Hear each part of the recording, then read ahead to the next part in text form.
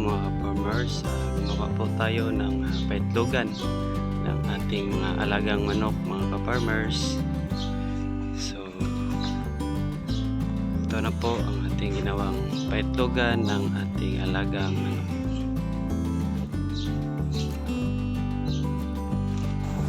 So tapos na po ang ating ginawang paitlogan ng ating mga alagang manok mga ka-farmers.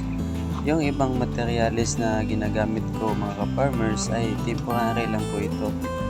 Pag may makabinta po tayo sa ating mga alaga, ito ay pinadagdag ko dito sa ating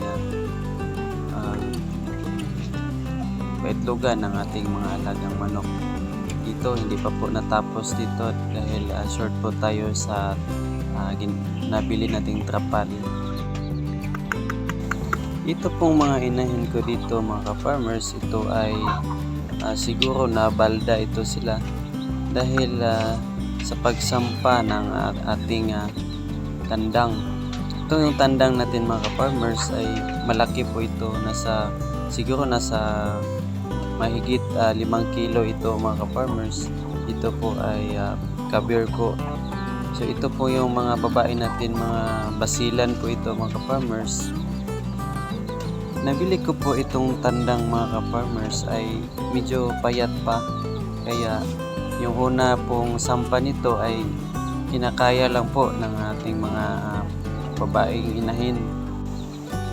So mga after 2 months mga ka-farmers ay tumataba na po itong ating tandang. Dahil mabigat na po ito, hindi na po kinakaya ng ating mga inahin mga ka-farmers.